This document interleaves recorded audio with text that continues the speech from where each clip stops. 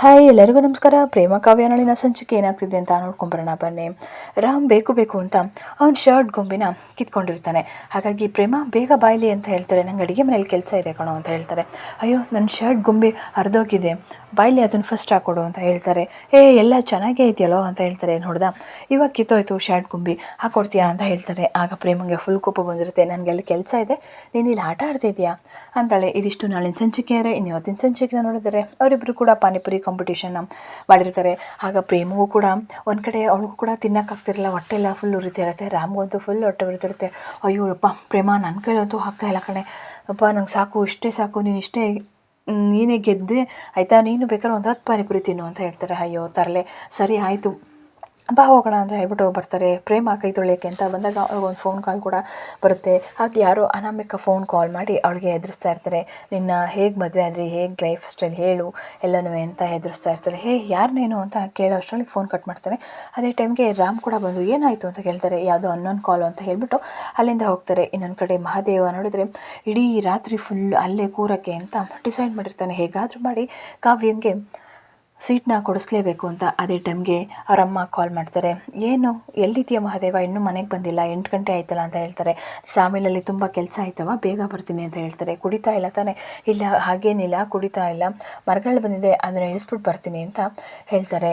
ಸರಿ ಅಂದ್ಬಿಟ್ಟು ಆ ಕಾಲೇಜ್ ಗೇಟ್ ವಾಚ್ಮನ್ ಕೂಡ ಹೇಳ್ತಾರೆ, ಅಣ್ಣ ಕತ್ಲೆ ಆಯಿತು, ನೀನು ತುಂಬ ಹಠಮಾರಿ ಅಣ್ಣ, ಯಾಕೆ ಹಠ ಮಾಡ್ತಿದ್ಯಾ, ಹೋಗು ಬೆಳಗ್ಗೆ ಬರ್ತಾರೆ ಅಂತ ಹೇಳ್ತಾರೆ. ಇಲ್ಲ ನಾನು ಇಲ್ಲೇ ಇರ್ತೀನಿ, ಇಲ್ಲೇ ಇರಬೇಕು, ನಾನು ಕಾವ್ಯಂಗೋಸ್ಕರ ನಾನು ಸೀಟ್ ತೊಗೊಳ್ಳೇಬೇಕು ಅಂತ ಹೇಳ್ಬಿಟ್ಟು ಅಲ್ಲೇ ಮಲ್ಕೋತಾನೆ. ಸರಿ ಅಣ್ಣ, ನಾನು ಡ್ಯೂಟಿ ಮುಗೀತು, ಇಲ್ಲಿ ಬೇರೆ ಬರ್ತಾರೆ ಅಂದ್ಬಿಟ್ಟು ಅವ್ನು ಪಾಪ ಹೊರಟೋಗ್ತಾನೆ. ಇನ್ನೊಂದು ಕಡೆ ಧಾಮಿನಿ, ಮಹೇಶ್ವರಿ ಮತ್ತು ಕಿಟ್ಟಿ ಇಬ್ಬರು ಕೂಡ ಮಾತಾಡೋದನ್ನು ಕೇಳಿಸ್ಕೊತಾ ಇರ್ತಾರೆ. ಮಹೇಶ್ವರಿಗಂತೂ ಫುಲ್ ಉರಿತಿರುತ್ತೆ. ನನ್ನ ಮಗನ ಹೇಗೆ ಬುಟ್ಟಿ ಹಾಕಿಸ್ಕೊಂಡ್ಲು ಪ್ರೇಮ, ಅವಳಿಗೆ ಎಷ್ಟು ಧೈರ್ಯ, ನೋಡೋಕ್ಕ ಕೈ ಇಟ್ಕೊಂಡು ಹೇಗೆ ಹೋಗ್ತಾರೆ ಅಂತ ಇಬ್ಬರು ಕೂಡ ಮಾತಾಡ್ತಿರ್ತಾರೆ. ಹೌದು, ಅವಳು ಬಣ್ಣ ಎಲ್ಲ ಬಯಲಿಗೆ ಎಳೆದ್ಮೇಲೆ ನಂಗೆ ಒಂದೇ ಒಂದು ಸಾಕ್ಷಿ ಸಿಕ್ಕಿದ್ರೆ ಸಾಕು, ಈ ಮನೆಯಿಂದ ಒದ್ದು ಆಚೆ ಕಡೆ ಹಾಕ್ತಿಕೊಳ್ಳೋ. ಆ ದಿನ ಕೂಡ ತುಂಬ ದಿವಸ ಏನಿಲ್ಲ, ಬೇಗ ಬಂದೇ ಬರುತ್ತೆ ಅಂತ ಮಾತಾಡ್ತಾ ಇರ್ತಾರೆ. ಅದನ್ನು ಒಂದು ಕಡೆ ನಿಂತ್ಕೊಂಡು ಧಾಮಿನಿ ಹಾಗೆ ಕೇಳಿಸ್ಕೊತಿರ್ತಾಳೆ. ಏನಪ್ಪ ಇದು, ಇವ್ರು ಹೀಗೆಲ್ಲ ಮಾತಾಡ್ತಿದ್ದಲ್ಲ, ಪ್ರೇಮ ಬಗ್ಗೆ ಇಷ್ಟೊಂದು ಪಿತೂರಿ ಮಾಡ್ತಾ ಇದ್ದಾರಲ್ಲ ಅಂತ ಹಾಗೆ ಕೇಳಿಸ್ಕೊತಾ ಇರ್ತಾಳೆ. ಇಷ್ಟೊಂದು ದ್ವೇಷ ಇದೆಯಾ ಆ ಹುಡುಗಿ ಮೇಲೆ ಅಂತ. ಇನ್ನೊಂದು ಕಡೆ ಪ್ರೇಮ ಹಾಗೆ ಒಬ್ಬಳೇ ಸೈಲೆಂಟಾಗಿ ಕೂತಿರ್ತಾಳೆ. ಆಗ ರಾಮ್ ಬರ್ತಾನೆ. ಏನಾಯಿತು ಪ್ರೇಮ, ಯಾಕೆ ಕೂತಿದ್ಯಾ ಅಂತ ಕೇಳ್ತಾರೆ. ಅದು ಹಾಗೇನಿಲ್ಲ, ಅದು ಏನು ವಿಷಯ ಮುಚ್ಚಿರ್ತಿದ್ಯಾ, ನನಗೆ ಗೊತ್ತಾಯ್ತು ಆ ವಿಷಯ. ಹೌದಾ, ನಿನಗೆ ಗೊತ್ತಾಯ್ತಾ, ಯಾಕೆ ಹೇಳಲಿಲ್ಲ, ಹೇಳಬೇಕು ಅಂದ್ಕೊಂಡೆ ರಾಮ್, ಹೇಳೋಕ್ಕಾಗಲಿಲ್ಲ ಅಂತ ಹೇಳ್ತಾರೆ. ಹೇಳ್ಬೇಕು ತಾನೆ, ಅಷ್ಟೊಂದು ಹೊಟ್ಟೆ ಉರಿತಿದ್ರೆ ನನ್ನ ಹತ್ರ ಅಂತ ಹೇಳ್ತಾರೆ. ಏನು ಹೊಟ್ಟೆ ಉರಿನಾ? ಮತ್ತು ಪಾನಿಪುರಿ ತಿಂದು ಅಷ್ಟೊಂದು ಹೊಟ್ಟೆ ಉರಿತಿದೆ ಅಂತ ಹೇಳಿದ್ರೆ ನಾನು ಒಂದು ಟ್ಯಾಬ್ಲೆಟ್ ಕೊಡ್ತಿರಲಿಲ್ವಾ ಅಂತ ಹೇಳ್ತಾರೆ. ಅಯ್ಯೋ ತರಲೆ, ಅದಕ್ಕೆ ಇಷ್ಟು ಹೀಗೆ ಕೂತಿದ್ಯಾ ಅಂತ ಹೇಳ್ತಾರೆ. ಅದು ಹಾಗೇನಿಲ್ಲ ಬಿಡು, ನಾನು ಸ್ವಲ್ಪ ಗಾಳಿಗೆ ಹೋಗ್ಬಿಟ್ಟು ಬರ್ತೀನಿ ಆಚೆ, ನೀನು ಮಲ್ಕೋ ಅಂತ ಹೇಳ್ಬಿಟ್ಟು ಬರ್ತಾಳೆ. ಆಗ ಫೋನ್ ಮಾಡ್ಕೊಂಡು ಬರ್ತಾಳೆ. ಆ ಫೋನು ಸ್ವಿಚ್ ಆಫ್ ಅಂತ ಬರ್ತಾ ಇರುತ್ತೆ. ಅದೇ ಟೈಗೆ ಧಾಮಿನಿ ಕೂಡ ಅಲ್ಲಿಗೆ ಬರ್ತಾಳೆ. ಪ್ರೇಮ, ನಾನು ನಿನ್ನ ಜೊತೆ ಒಂದು ವಿಷಯ ಮಾತಾಡಬೇಕಮ್ಮ ಅಂತ ಹೇಳ್ತಾರೆ. ಏನಮ್ಮ, ಏನಾಯ್ತು ಹೇಳಿ ಅಂತ ಹೇಳ್ತಾರೆ. ನೀನು ಸ್ವಲ್ಪ ಹುಷಾರಾಗಿರಮ್ಮ ಅಂತ ಹೇಳ್ತಾರೆ. ಯಾಕೆ, ಏನಾಯಿತು ಅಂತ ಕೇಳಿದಾಗ, ನಾನು ಮೇಲ್ಗಡೆ ಹೋದಾಗ ಮಹೇಶ್ವರಿ ಮತ್ತು ನಿಮ್ಮ ಅತ್ತೆ ಕಿಟ್ಟಿ ಇಬ್ಬರು ಕೂಡ ಮಾತಾಡ್ತಾಯಿದ್ರು, ನಿನ್ನ ಮನೆಯಿಂದ ಆಚೆಗೆ ಹಾಕಬೇಕು, ಬೇಗ ನಿನ್ನ ವಿರುದ್ಧ ಸಾಕ್ಷಿ ಎಲ್ಲ ಹುಡುಕ್ಬಿಟ್ಟು ಆದಷ್ಟು ಬೇಗ ಮನೆಯಿಂದ ಆಚೆ ಕಳಿಸ್ಬೇಕು ಅಂತ ಎಲ್ಲ ಮಾತಾಡ್ತಿದ್ರಮ್ಮ. ಅವರು ಯಾಕೋ ಸರಿಯಿಲ್ಲ ಅಂತ ಅನಿಸುತ್ತೆ, ಯಾಕೆ ಹಂಗೆ ಮಾತಾಡ್ತಿದ್ರು ಅಂತ ನನಗೆ ಗೊತ್ತಾಗಲಿಲ್ಲ, ಆಯಿತಾ, ನೀನು ಸ್ವಲ್ಪ ಹುಷಾರಾಗಿರು ಅವರಿಂದ ಅಂತ ಹೇಳ್ಬಿಟ್ಟು ಧಾಮಿನಿ ಅಲ್ಲಿಂದ ಹೋಗ್ತಾಳೆ. ಆಗ ಪ್ರೇಮಗೆ ಸ್ವಲ್ಪ ಡೌಟ್ ಬರುತ್ತೆ ಅವನ ಮೇಲೆ. ನೋಡಿದರೆ ಬೆಳಗಾಗೋ ವರ್ಷಕ್ಕೆ ಎಲ್ಲ ವಿಷಯನೂ ಕೂಡ ಮನೆಯವ್ರಿಗೆಲ್ಲ ಗೊತ್ತಾಗಿ ಕಲ್ಯಾಣಿ ತುಂಬಾ ಬೈತಿರ್ತಾರೆ.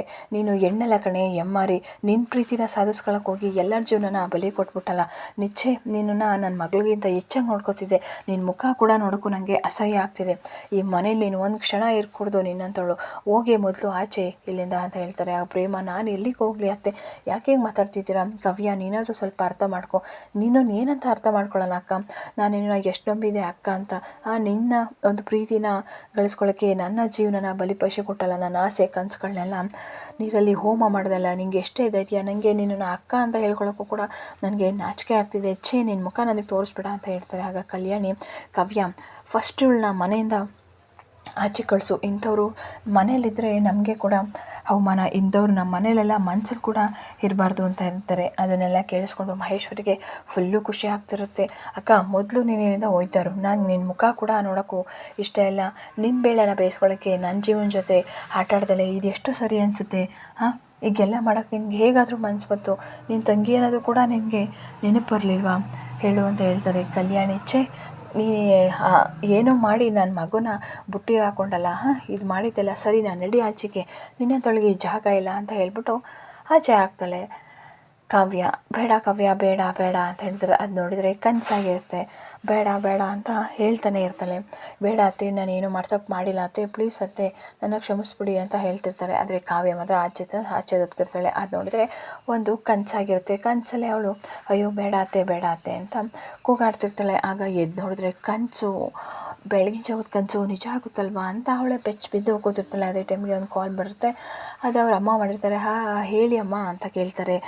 ಪ್ರೇಮ ನೀನು ಹುಷಾರಾಗಿದೆಯಲ್ವಾ ಅಂತ ಕೇಳ್ತಾರೆ. ಹ್ಞೂ ಅಮ್ಮ ನಾನು ಹುಷಾರಾಗಿದ್ದೀನಿ, ಯಾಕೆ ಅಂತ ಕೇಳ್ತಾರೆ. ನನಗೆ ಯಾಕೋ 2-3 ದಿವಸದಿಂದ ಕೆಟ್ಟ ಕನಸುಗಳೇ ಬೀಳ್ತಿತ್ತು. ಆಗ ನಿನ್ನ ಜಾತಕನ ಜೋಯಿಸ್ರ ಹತ್ರ ಕೇಳಿದೆ. ಆಗ ನಿನಗೆ ಒಂದು ಗಂಡಾಂತರ ಇದೆ ಅನ್ನೋದು ಗೊತ್ತಾಯಿತು ಮಗಳೇ. ದಯವಿಟ್ಟು ಮನೇಲಿ ಯಾರ ಜೊತೆನೂ ಜಗಳ ಮಾಡ್ಕೊಳಕ್ಕೆ ಹೋಗಬೇಡ, ಹುಷಾರಾಗಿರು. ನಿನ್ಗೆ ಯಾವುದೋ ಒಂದು ದೊಡ್ಡ ಗಂಡಾಂತರ ಬಂದು ಇದೆಯಂತೆ, ಜೀವಕ್ಕೆ ತುಂಬ ಅಪಾಯ ಅಂತೆ ಅಂತ ಹೇಳ್ತಾರೆ. ಅದೇ ಟೈಮ್ಗೆ ದಾಮಿನಿನೂ ಕೂಡ ಹೇಳಿರ್ತಾಳೆ, ನೀನು ಸ್ವಲ್ಪ ಹುಷಾರಾಗಿರಮ್ಮ ಅಂತ ಅನ್ನೋದು. ಆಗ ಭಯ ಪಟ್ಕೊಂಡು ಪ್ರೇಮ ದೇವ್ರ ಮನೆ ಕಡೆ ಹೊರಡ್ತಾಳೆ. ಇನ್ನೊಂದು ಕಡೆ ಆಗೋಗಿರುತ್ತೆ. ಆಗ ನೋಡಿದರೆ ಮಹಾದೇವ್ ಅಲ್ಲೇ ಮನಗಿರ್ತಾನೆ. ಮಹಾದೇವ್ ತನ್ನ ಹಠ ಬಿಡದಲ್ಲೇ ಹೇಗಾದರೂ ಮಾಡಿ ಸೀಟ್ ಇಸ್ಕೋಬೇಕು ಅಂತ ಇಡೀ ರಾತ್ರಿ ಅಲ್ಲೇ ಮನಗಿರ್ತಾರೆ. ಆ ಗೇಟ್ ವಾಚ್ಮನ್ ಬರ್ತಾನೆ. ಅಣ್ಣ ನಿಂದು ಸಖತ್ ದಯ್ಯ ಕಣ, ನೀನು ಹೆಂಡ್ತಿ ಪುಣ್ಯ ಮಾಡಿದ್ಲು, ಅವಳು ನಿನ್ನನ್ನು ಎಷ್ಟು ಪ್ರೀತಿಸ್ತಾಳೆ, ನೀನು ಅವಳನ್ನ ಎಷ್ಟು ಪ್ರೀತಿಸ್ತೀಯ ಅಂತ ಇಲ್ಲೇ ಗೊತ್ತಾಗುತ್ತೆ. ನಿಂಗೆ ರಾತ್ರಿ ಸೊಳ್ಳೆ ಕಡಿದಿಲ್ವಾ, ಚಳಿ ಆಗಲಿಲ್ವಾ, ಇಲ್ಲೇ ಮನಗಿದೆಯಲ್ಲ, ಅಯ್ಯೋ ಬಿಡೋಣ ಇದೆಲ್ಲ ಯಾವ ಲೆಕ್ಕ ಅಂತ ಹೇಳ್ತಾನೆ. ಸರಿ ಆಯಿತು ಅಣ್ಣ, ನೀನು ಆ ಕಡೆ ಸೈಡಿಗೆ ನಿಂತ್ಕೋ, ಈಗ ಬರ್ತಾರೆ ಸರ್, ಅವ್ರು ನೋಡಿದ್ರೆ ಬೈತಾರೆ ಅಂತ ಹೇಳ್ತಾರೆ. ಅದೇ ಟೈಮ್ಗೆ ಕಾರಲ್ಲಿ ಅಡ್ಮಿನಿಸ್ಟ್ರೇಷನ್ ಅವರು ಬರ್ತಾರೆ. ಯಾಕಯ್ಯ ಇಲ್ಲೇ ಕೂತಿದ್ಯಾ, ನಿನ್ಗೆ ಹೇಳಿದ್ರೆ ಅರ್ಥ ಆಗಲ್ವಾ ಅಂತ ಹೇಳ್ತಾರೆ. ಅಯ್ಯೋ ಸರ್, ಇವರು ಮನೆಗೆ ಹೋಗಿಲ್ಲ, ಇಡೀ ರಾತ್ರಿ ಕೂಡ ಇಲ್ಲೇ ಇದ್ದಾರೆ ಅಂತ ಹೇಳ್ತಾರೆ.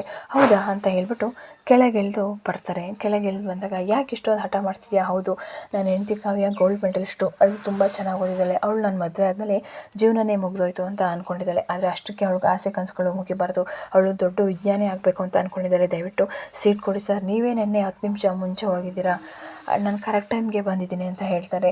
ದಯವಿಟ್ಟು ಇದೊಂದು ಸಲ ನನಗೆ ಸಹಾಯ ಮಾಡಿ, ನಾನು ಯಾರ ಹತ್ರನೂ ಏನು ಕೂಡ ಬೇಡ್ಕೊಂಡಿಲ್ಲ, ದಯವಿಟ್ಟು ಕಾಪಾಡಿ ನೋಡಿ ಅವಳದ್ದು ಈ ಫೈಲು ಅಂತ ಹೇಳ್ತಾರೆ. ಸರಿ ಆಯಿತು ಕೊಡು, ಇಷ್ಟೊಂದು ಬೇಡ್ಕೋತಿದ್ಯಲ್ಲ ಅಂತ ಹೇಳಿಬಿಟ್ಟು ಆಗ ಆ ಚೇರ್ಮನ್ ಇಸ್ಕೊಂಡು ನೋಡ್ತಾರೆ. ನಿಮ್ಮ ಹತ್ರ ಮಂಡಿಯೂರಿಗೆ ಕೇಳ್ಕೊತಿದ್ದೀನಿ ಸರ್, ದಯವಿಟ್ಟು ನಾನು ಹೆಂಡ್ತಿಗೆ ಸೀಟ್ ಇಲ್ಲ ಅಂತ ಮಾತ್ರ ಹೇಳಬೇಡಿ, ಇದು ಅವಳ ಫೈಲು ನೋಡಿ, ಅವಳು ಚೆನ್ನಾಗಿ ಓದ್ಕೊಂಡಿದ್ದಾಳೆ, ಅವಳಿಗೊಂದು ಅವಕಾಶ ಕೊಟ್ಟರೆ ಅವಳು ಏನಾದರೂ ಒಂದು ಸಾಧನೆ ಮಾಡ್ತಾಳೆ, ದಯವಿಟ್ಟು ಒಂದು ಸೀಟ್ ಕೊಡಿ ಅಂತ ಹೇಳ್ತಾರೆ. ಆಗ ಅವರು ಕಾವ್ಯನ ಫೈಲ್ನ ತೆಗೆದು ನೋಡ್ತಾ ಇರ್ತಾಳೆ. ವೆರಿ ಗುಡ್, ತುಂಬ ಚೆನ್ನಾಗಿ ಓದಿದ್ದಾರೆ ನೀನು ಹೆಂಡ್ತಿ ಅಂತ ಹೇಳ್ತಾ ಇರ್ತಾಳೆ. ಇನ್ನೊಂದು ಕಡೆ ಪ್ರೇಮ ದೇವರು ದೀಪ ಹಚ್ಚಕ್ಕೆ ಅಂತ ಹೇಳ್ಬಿಟ್ಟು ಬರ್ತಾರೆ. ದೇವರೇ ಭಗವಂತ ಕಾಪಾಡು, ಯಾರೋ ಒಬ್ಬರು ನನಗೆ ಫೋನ್ ಮಾಡಿ ಈ ಥರ ಎದುರಿಸ್ತಾ ಇದ್ದಾರೆ, ನಾನು ನನ್ನ ಗಂಡನ ಮದುವೆಗಿದ್ದು ನನ್ನ ಪ್ರೀತಿನ ಉಳಿಸ್ಕೊಳ್ಳೋಕ್ಕೆ ಅಂತ ಈ ಥರ ನಾಟಕ ಮಾಡಿದೆ, ಆದರೆ ಯಾರಿಗೂ ಕೂಡ ಮನಸ್ಸಿಗೆ ನೋವು ಮಾಡಬೇಕು ಅಂತ ನಾನು ಮದುವೆ ಆಗಲಿಲ್ಲ, ದಯವಿಟ್ಟು ನಮ್ಮ ಅತ್ತೆ ನಮ್ಮ ತಂಗಿ ಎಲ್ರಿಗೂ ಕೂಡ ಕಾಪಾಡು, ಅವ್ರ ದೃಷ್ಟಿಯಲ್ಲಿ ನಾನು ಕೆಟ್ಟವಳಾಗೋದನ್ನು ದಯವಿಟ್ಟು ನನ್ನ ತಪ್ಪಿಸು ದೇವ್ರೆ ಅಂತ ಬೇಡ್ಕೊತಾ ಇರ್ತಾಳೆ. ನಾನು ನನ್ನ ಗಂಡನ ಬಿಟ್ಟು ಎಲ್ಲೂ ಹೋಗಲ್ಲ, ನನ್ನ ಗಂಡನ ಜೊತೆ ಜೀವನ ಮಾಡಬೇಕು ಅಂತ ಅಂದ್ಕೊಂಡಿದ್ದೀನಿ.